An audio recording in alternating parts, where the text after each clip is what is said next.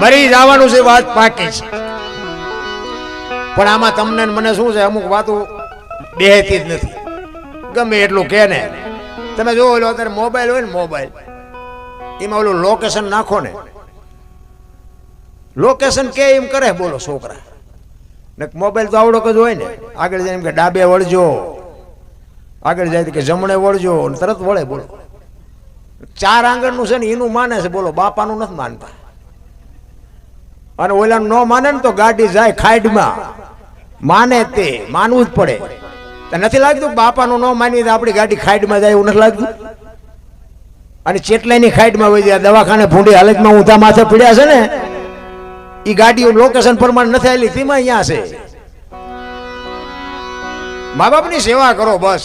અને જેવા હોય એવા મા બાપ ગાળ્યું દે ને તો ભલે દે, એમાં તમારે ગભરાવું નહીં, મૂંઝાવું નહીં. મા બાપ ખોટું કરતા છે તો એને ભોગવવું પડશે, તમારી ફરજમાં આવે. તમારા મા બાપ અને બેનું ને કહું, તમારા હાવ હારા હાચવજો, હારા સંતાન જોતા હોય. અમે એક જગ્યાએ ભજનમાં ગયા હતા ને, તો એક બાપુ અમારા સાધુ સંતોનો મેળાવડો હતો, એમાં મને બોલાયો હતો. તો એ બાપુ વાત કરતા હતા કે તમારા જેવા મહેનત કરે, અમારા જેવા કે પણ સારું કે કોઈને મા બાપની સેવા કરવી કેમ નથી ગમતી. મેં બાપુને કીધું, બાપુ મને એક આઈડિયા છે, પણ મારું કોઈ માને નહીં. બાપુ કોઈના મા બાપ મેં દુઃખી જ ન થાય, આપણે ગેરંટી આપી. બાપુ મારી સામું જોઈ રહ્યા. મને કે એવી તમારી પાસે શું દવા છે? મેં છે બાપુ, પણ મારું કીધું કરે નહીં કોઈ. મને કે કયો તો ખરા. મેં કીધું બેનું ને મમ્મી પપ્પા ગમે છે, સાસુ સસરા નથી ગમતા. અને ભાઈઓને મેં કીધું સાસુ સસરા ગમે છે, મમ્મી પપ્પા નથી ગમતા. એટલે મેં કીધું આ બેનું સાસરે જાય છે ને, એના કરતા જો ભાઈઓ સાસરે વ્યા જાય ને, તરત સમાધાન થઈ જાય કે નહીં બાપુ? બાપુએ કાન પકડ્યો કે વારું છે વિચારવા જેવું. પણ મેં કીધું આ બાપુ મારું કીધું કોઈ કરે નહીં. નગર મેં કીધું ઓલા ભાઈ અહીંયા હારે જાય ને તો એને હાવ હારા મળી રહે, બેન ને તો મમ્મી પપ્પા અહીંયા હોય. તમને કેમ લાગે સાચું નથી? કોઈના મા બાપ બાપુ વૃદ્ધાશ્રમમાં તમે જુઓ, આપણે હાવ હાર આવ્યો તો જાણતો કે બકરું રખડતું એમ રખડતા, મમ્મી મમ્મી પપ્પા પપ્પા કરતા હોય. તમારે કાંઈ કામ હોય તો કહેજો, ગાડીની જરૂર હોય તો કહેજો, પૈસે ઓલા એટલે હા તો ડુપ્લિકેટ છે, ઓલા અસલ વરાળું કાઢે એ કોને ઉતા છે એમને પૂછ, એ નથી દેખાતું બોલો.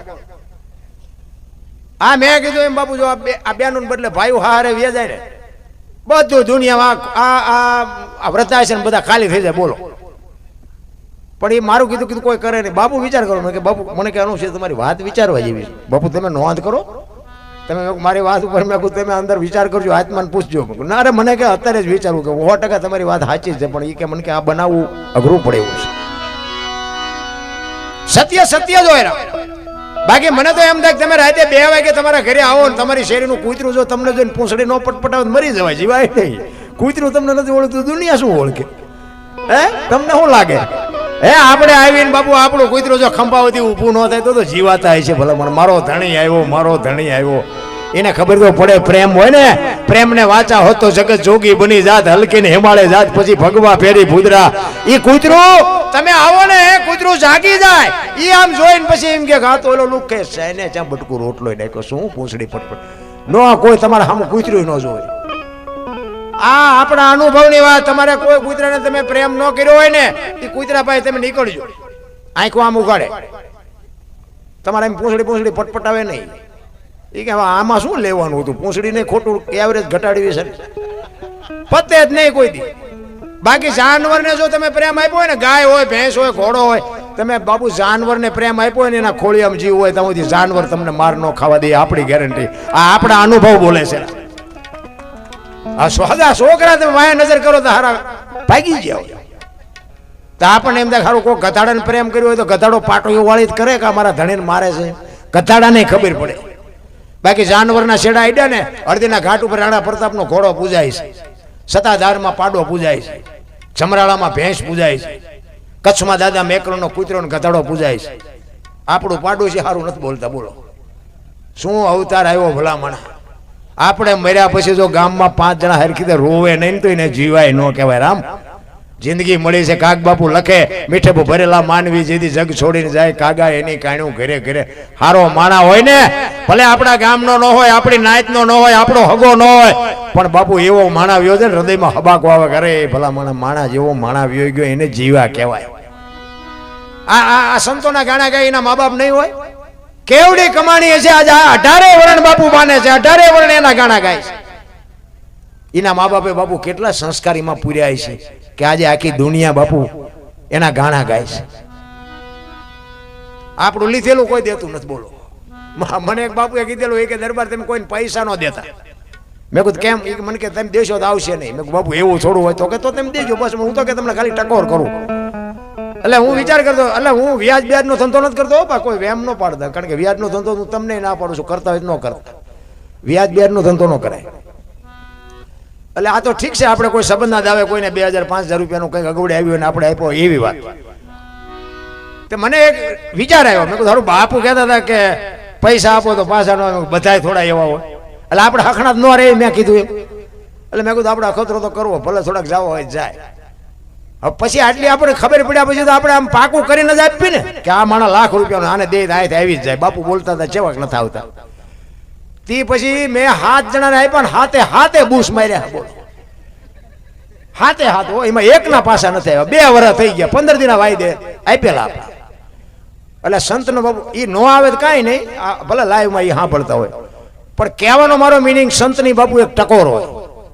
આ છે ને આપણે 500 ની 1000 ની નોટ બંધ થઈ ને એ બાપુ સંતો બોલ્યા હતા, ધરતી ઉપર હેમર હાલશે, હુના નગર મોજા, લક્ષ્મી લૂંટાય, લોકો તણી નહીં થાય રાડ ફર્યા. હજારો વર્ષ પહેલા બોલ્યા હતા.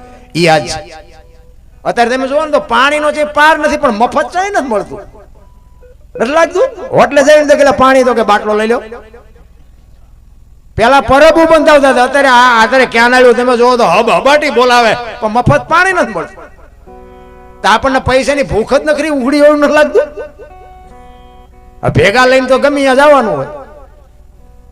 આપણા ગઢા બાપુ પરબુ બંધાવતા હતા, આપણને બાવડા ઝાલીને કોકના ઘરે આપણને ખાવા બેહાડે. અરે મારા બાપ ખાધા વગેરે જવાય. અરે અમારા મોટા બાપુ એવું કહેતા, એ કે તમારા ઘરે મહેમાન જેથી ઓછા થાય ને તેથી સમજી લેજો કે તમારો દી મોડો ઉગવાનો હોય તો જ મહેમાન તમારા ઘરે ન આવે. મહેમાન આવે ને કોઈ દી રાંકા વેડા ન કરતા. બાપુ અમુક ગઢાની નોંધ કરી એવી વાતો હતી.